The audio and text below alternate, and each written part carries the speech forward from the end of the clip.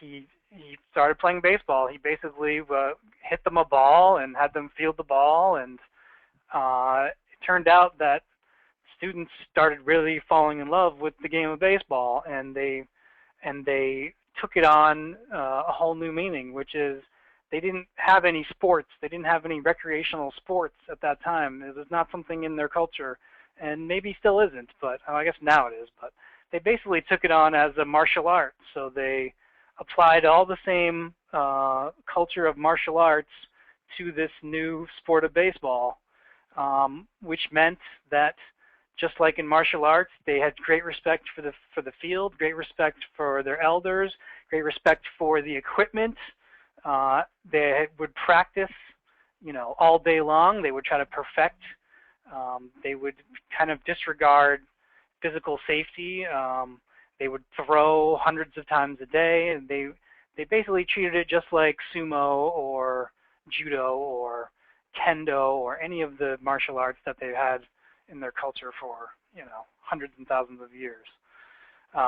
So it actually got so popular that the kids set up teams, and they would play intramural games between the different dormitories of the school, and eventually it spread to playing other schools, and then eventually spread to playing against an American team made up of basically Americans and British naval sailors and that sort of thing, and people that were there. And they had this very famous games against where a Japanese team was put together to play against Americans, and they defeated them by about 20 runs.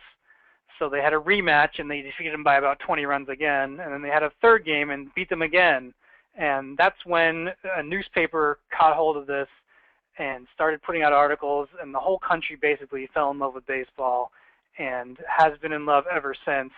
And soon culminating in about 1914 with the newspaper called the Asahi newspaper starting a high school national tournament, which would happen in the summertime, and eventually building a stadium for that tournament, which is now the oldest and most famous stadium in Japan. And up until this day, they're still having a high school tournament every year, and that's what you saw in the film.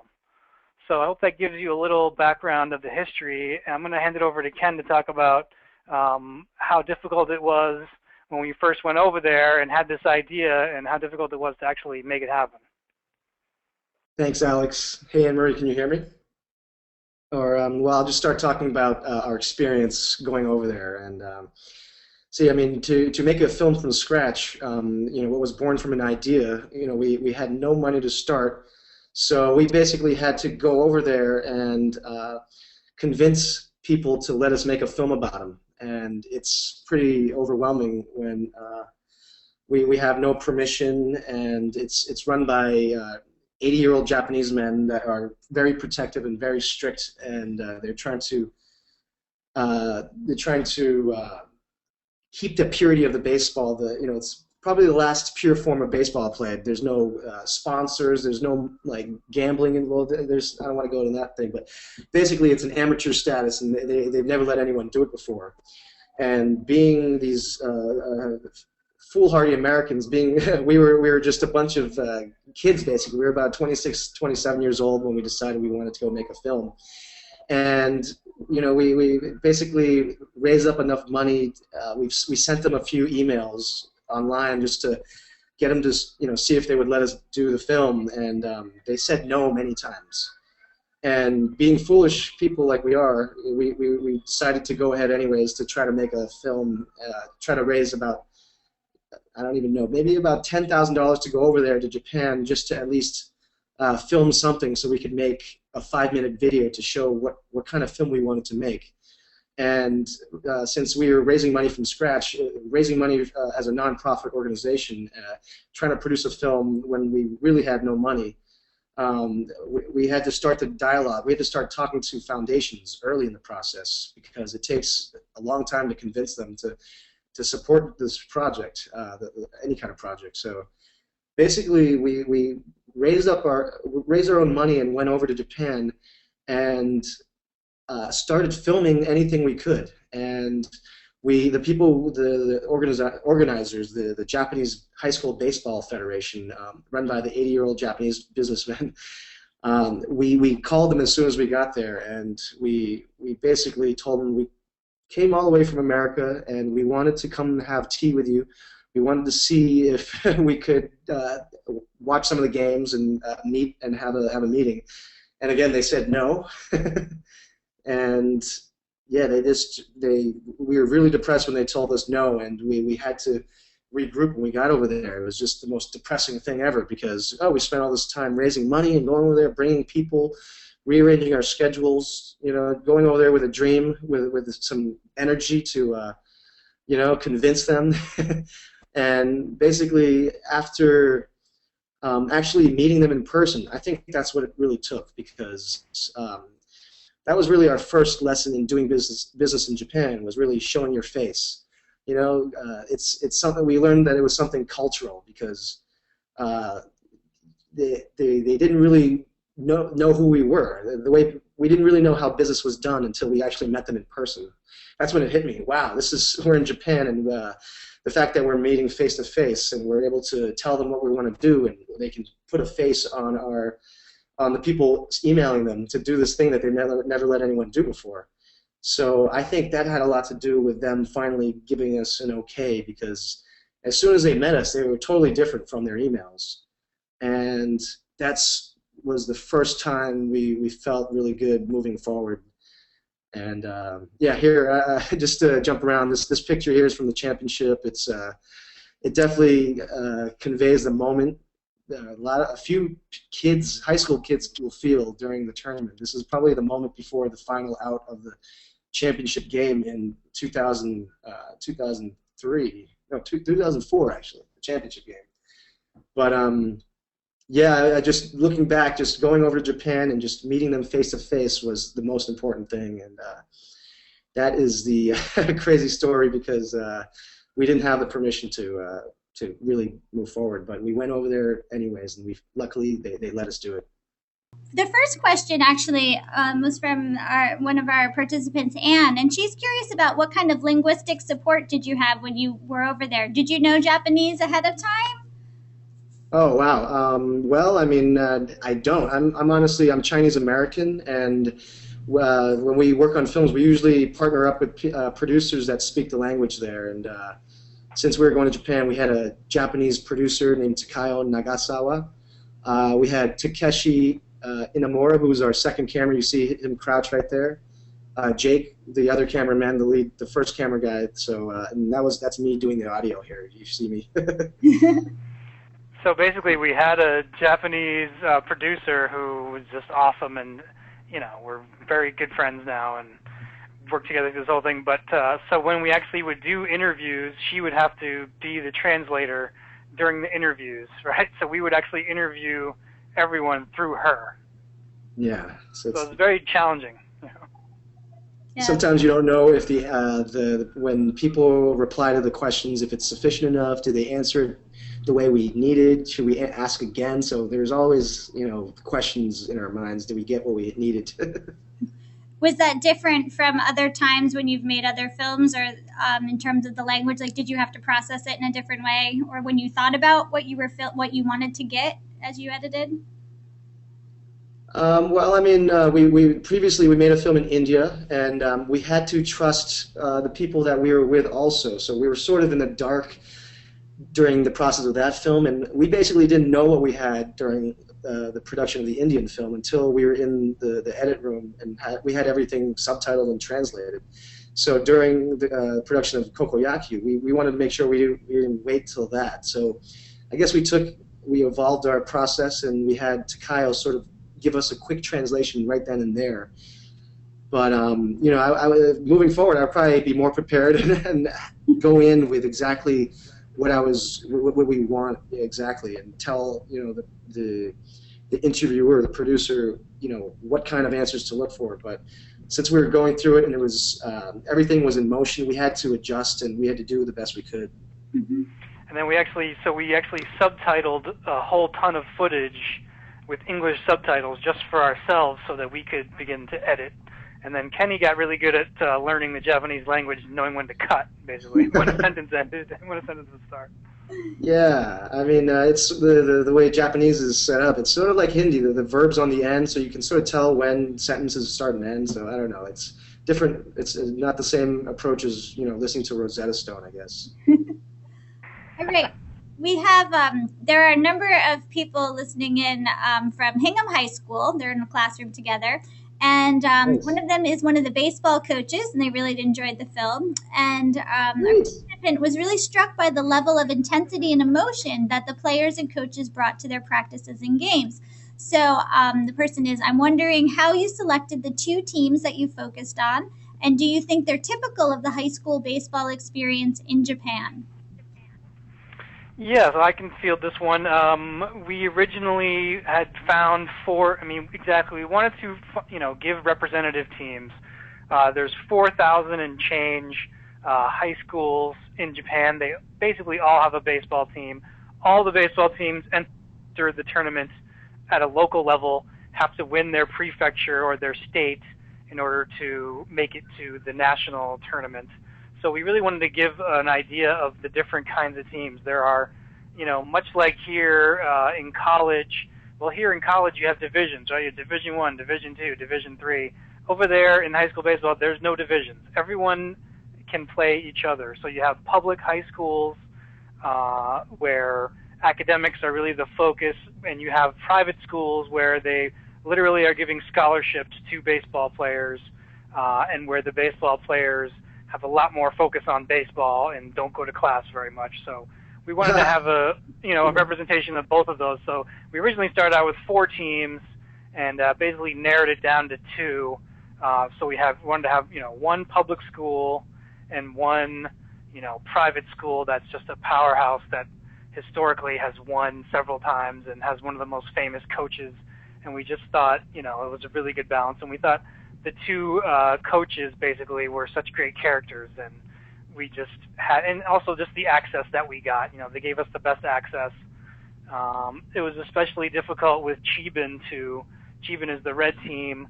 It was very difficult to get access to them, kind of similar to what we went through with the Federation, which is, a lot of saying no, a lot of not cooperating, and basically only by us kind of showing how serious we were. I think one day we just stayed there for 10 hours and we just shot, and we just, I think eventually, they kind of realized how serious we were and that, we were going to make it work somehow. I think that was actually the day when we got that shot of them marching and around at night. And we basically stayed there from 10 in the morning till 8 at night, just shooting them, whatever they were doing. And I think eventually they just cracked and said, okay, these guys are serious. And not until probably the last day did we get to interview their players. You see us interview their players. Well, that took us about a month to convince them to let us talk and interview players. That's how serious they were. Yeah, and how we chose the 2 schools. I mean, since the publics, we had 4 schools, and we had 2 of each. And I guess when we started putting it together, or as we were shooting it, the content, the teams seem very similar. One public school is good at academics, and the other one public school is the same thing. The Hotoku, this other powerhouse private school, had the same kind of allure and the same kind of coach and a big baseball academy, basically. So I mean, we whittled it down, and the irony is, since I guess you all have seen the film, and nobody makes it to Koshin, but the annoying thing was the one school that we cut actually made it. the team that we didn't follow, we chose not to. So that's pretty much the story of the other 4,000 schools, because I mean, 99.9% of the schools don't make it to the tournament, which is right. And we also like how a school like Tennoji, the public school, basically they're in the hardest state to win. So they kind of go into this knowing they have to win 8 games in a row just to make it to the national tournament, and it's never happened. I mean, basically no public school has ever won. Yeah, there's 200 schools. Prefecture. 200 schools in Osaka competing for that 2 spots, basically. Right, and they're some of the best baseball teams in the country that they're going to have to go up against. So, and we just, and you see they take the same kind of intensity they still take it so seriously, and it's such a dream for them to be able to make it. If you make it to this national tournament, as you can see, I mean, you're on national television all day. You know, your whole school and everyone's going to travel over there to see the game. I mean, it's a dream for all of them, and so we love that it's kind of the same dream for all of them, even though some of them have no chance, right? Yeah. So you mentioned about the tournament. We were struck by the sense of team and community and dedication of all the players and coaches during their comments and their actions. And I was curious that when a team does win Koshi in the tournament, is it viewed as a team effort, or does it eventually come down to do individuals stand out and become celebrities, kind of in the sense that it does happen in the U.S.? Is it still the team centered, even for the winning team? I'll start it, Alex. Yeah. Well, usually the teams that get to the tournament, they have at least one star player that's been, on all the high school baseball magazines. They get treated like rock stars while they're in high school. It's pretty amazing. I mean, Japan is the size of California, so it's easy to get known as a high school star. It's pretty amazing. And Alex, if you could help me, I mean, when they win, it is considered a team sport. I mean, even the stars will defer to their teammates. Like when they win, they'll say the right thing. I think it's a Japanese cultural thing where they'll give the credit to everybody else, even though if he's the main star. And I think it's important because once this time is fleeting. These kids have this chance to play this sport, but it's their chance to show what they can do. These coaches are teaching them these life values, how to work together as a team. How to be strong, how to battle adversity. When you're down, how do you pick yourself up? These are these things that these sort of father coaches, they're more like fathers even. The baseball coaches are teaching these young people these values. So, I mean, Alex, if you could help me out, like, I guess, take. Yep. Let me talk. If my phone dies, I might dive right back in. But yeah, so you'll see this in Japan and really all over Asia, which is a big focus on team and community. Kids are taught from very young age that you should not stand out. You shouldn't make yourself better than other people. You should always be humble. You should always think about other people. And you'll see the same kind of behavior in businesses. They'll have a meeting after every major event where everyone's used to talking. And so, the whole culture and the whole ethic is teamwork. But in reality, like Ken said, there's always a couple stars. Those stars are the ones that are going to go professional, that are going to make money. And nowadays, it's a little bit more progressive, and maybe there's a little more focus on individuals. But this is a very traditional sport and with a very, martial arts culture. So it's all about the team, and no one would ever talk any differently. And if they did, they would get in trouble. So you won't hear anyone talking about themselves. Or bragging or that sort of thing. Maybe they do it in private, but you can't do it in the newspaper and you can't do it on television. So that's kind of one of the main reasons I think Japanese love baseball, is just that they consider it such a team sport, which is strange because we consider it kind of an individual sport. But to them, it's completely team-based.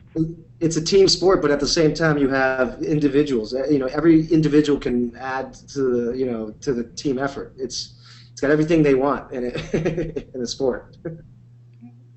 Right, we have another question from the group in Hingham, and so this person said, I coached a Japanese exchange student here on our baseball team a few years ago. He was a very talented and dedicated player, not unlike the players you highlighted in the film. I was surprised, though, when he described his Japanese coach having used corporal punishment regularly during the practices there. Did you encounter this in the film? I can't really picture the coaches that you profiled using that sort of strategy. Oh, yeah. Alex, you could take this one. Yeah, hold on one second. Yeah, you'll definitely see a lot of corporal punishment. I mean, we got it in the film where we interviewed the one kid, and he said, even when coach hits me, I understand what it's all about. And, it's sometimes been a controversy there because now it's 2013 and there's a lot of people, even in Japan, that say, you shouldn't be doing that. That's wrong. But this is the tradition of baseball. It's a macho thing. It's a martial arts thing. The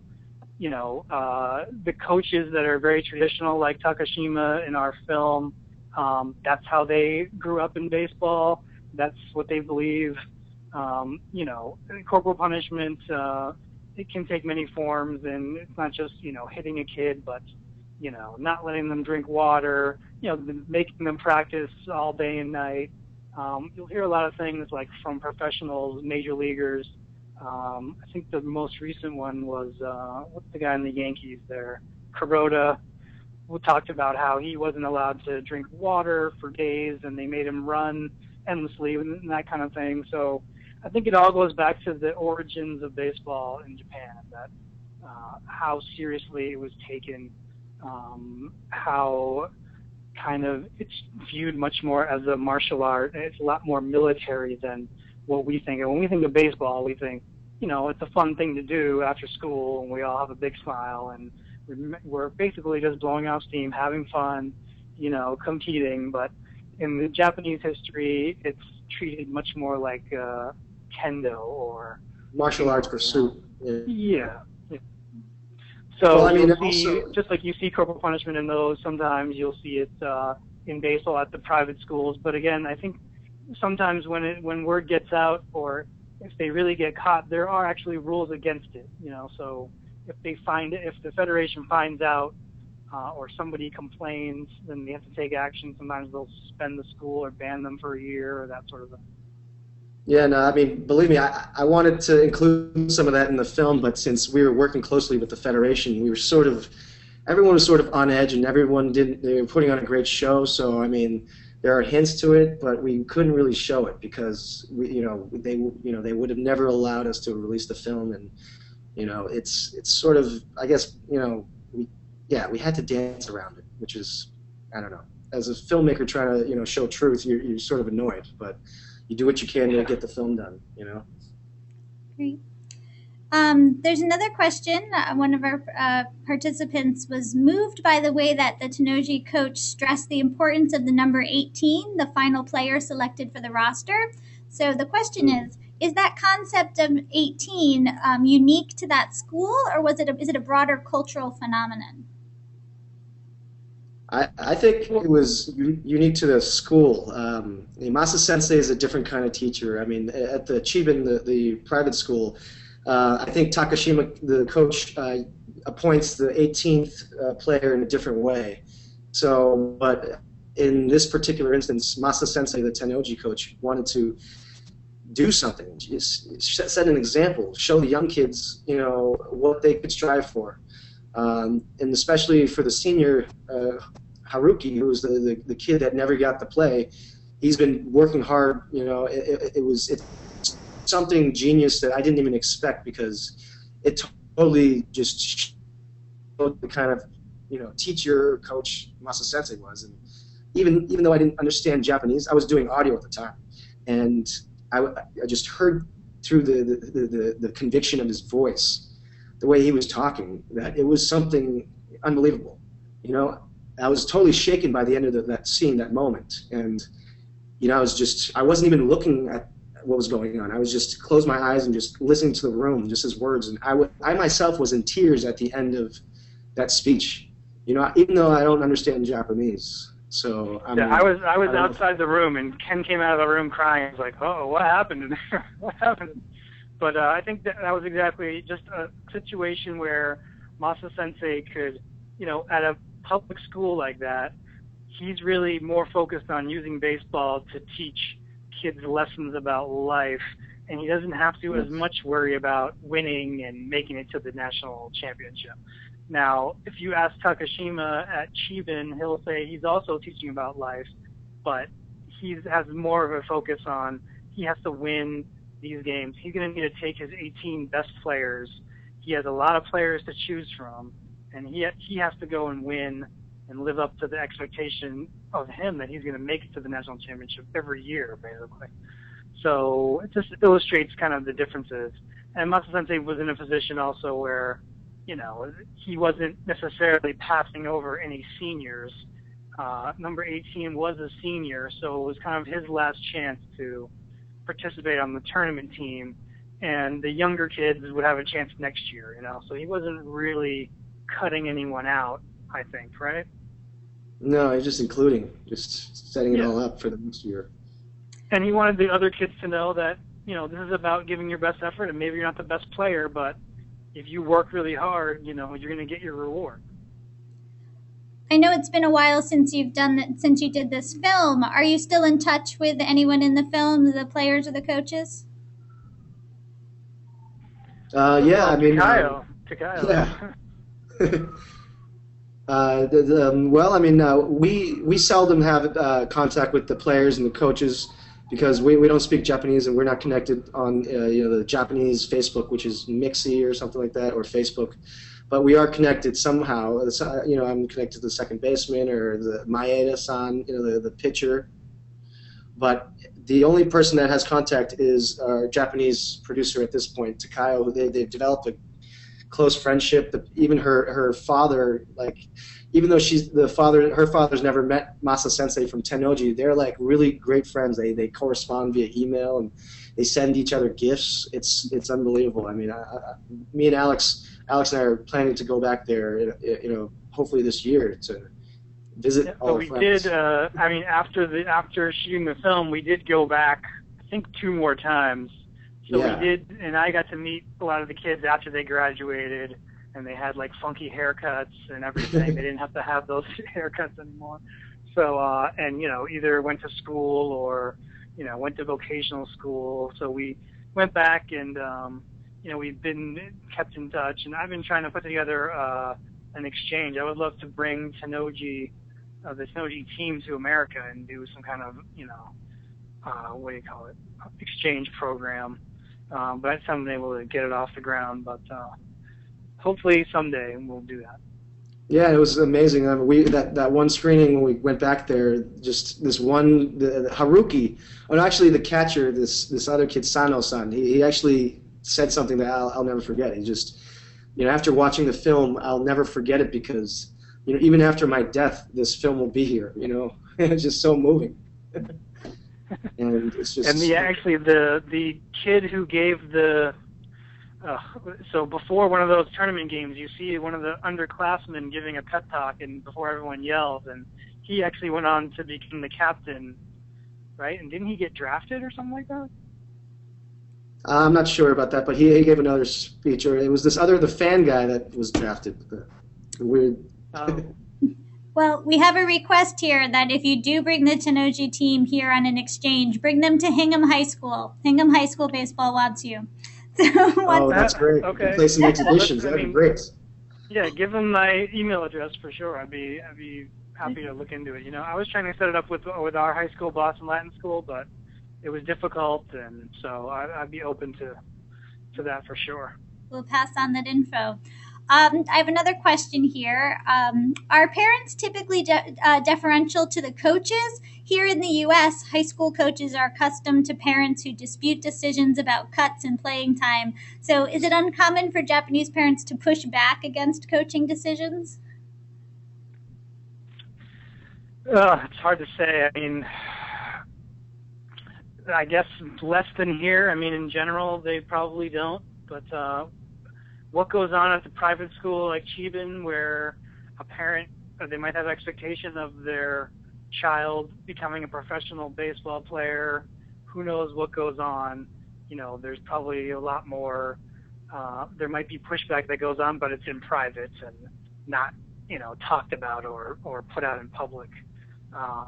So I don't know. There was parents that were definitely, even at the public school, were very interested. But I think in general, you're supposed to be hands off, and the coach is supposed to take care of the teaching. In fact, at one point we were told that when we talk about corporal punishment, a lot of the coaches will say, you say you don't want corporal punishment, but the parents come to me and say, hey, if my kid acts up, you can hit him if you want.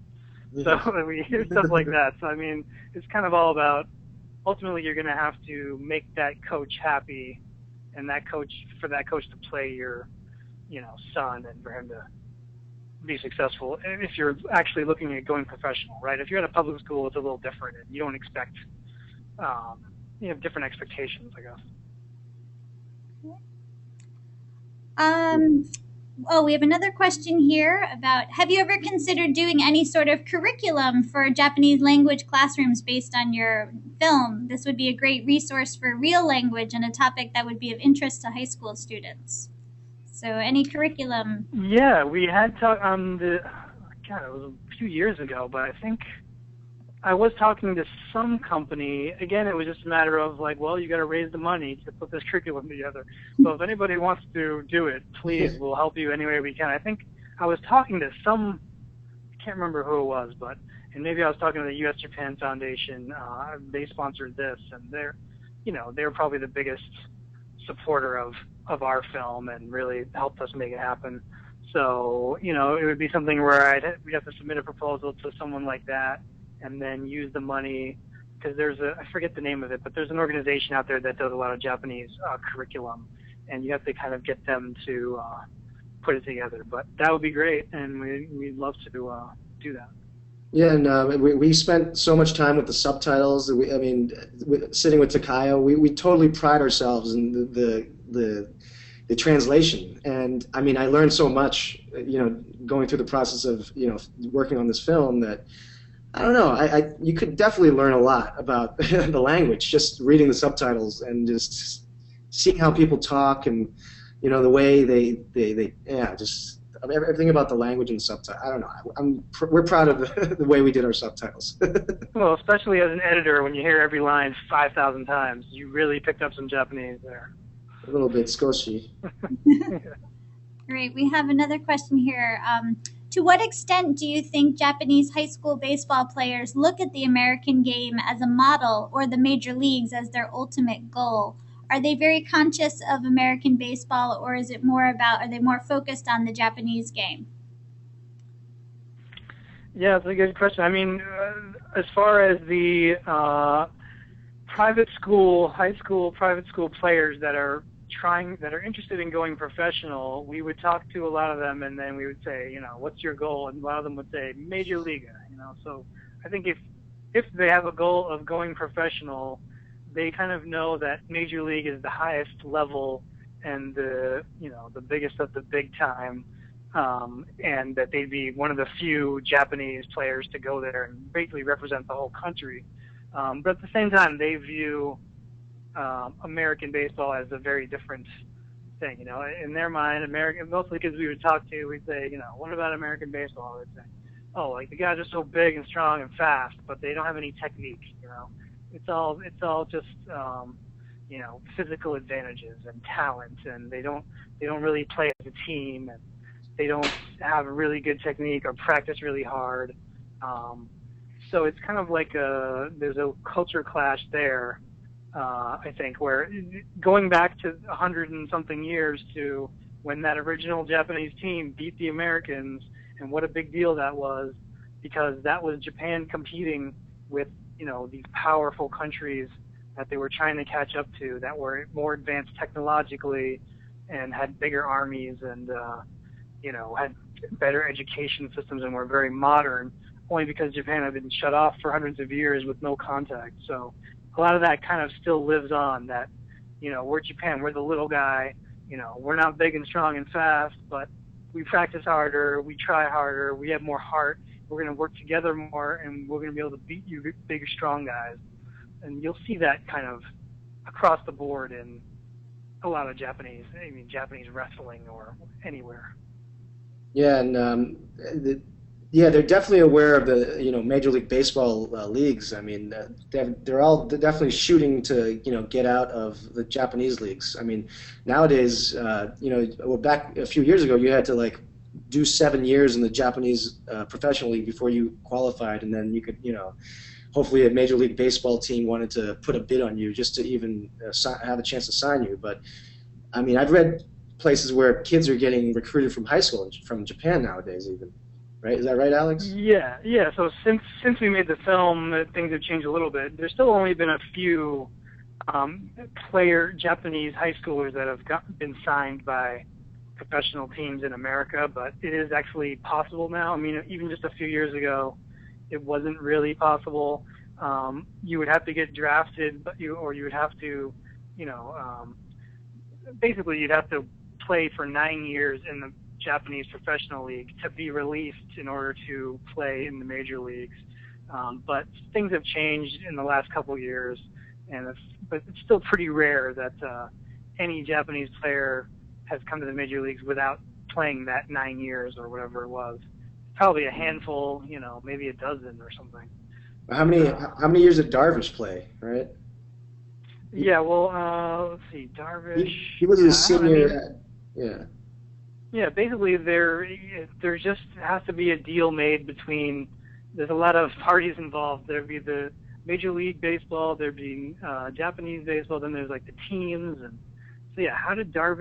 How old is he again? Well, he was a senior. He played Koshin in 2004, and I guess I think he went through basically 8 years. Right? Yeah, that's crazy.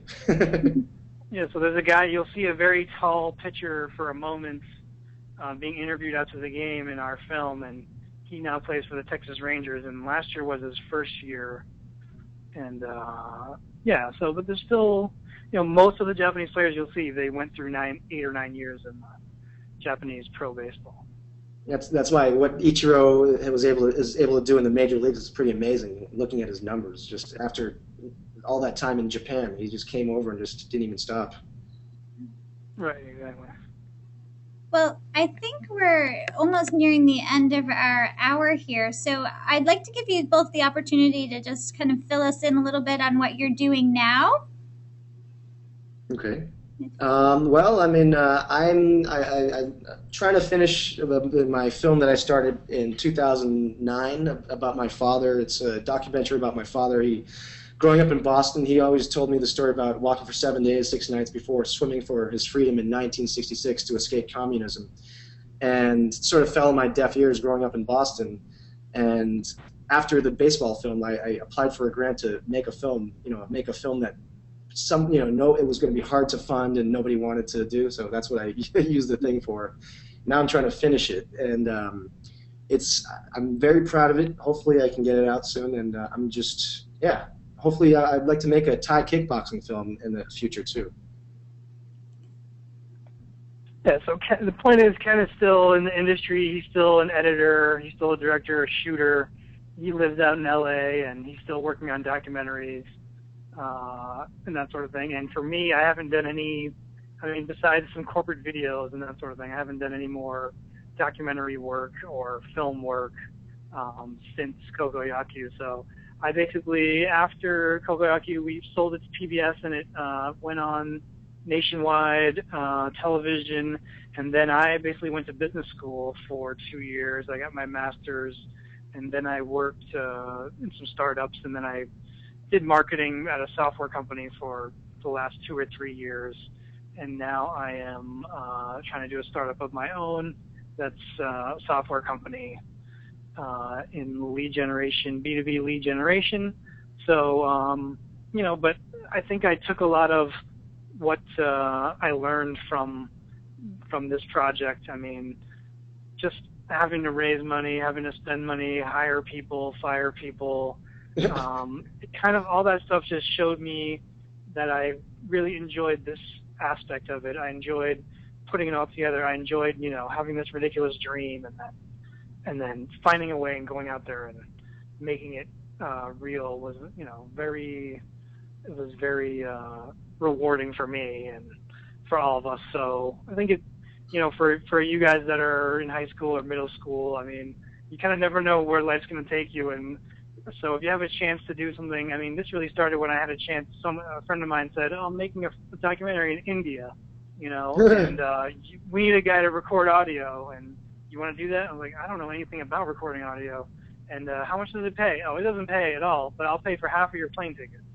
All right, I'm going. I want to go. So, weird opportunities will come your way, and if you have a chance to try things, you just have to try a lot of things, and before you'll really figure out, what you really enjoy and what you're good at.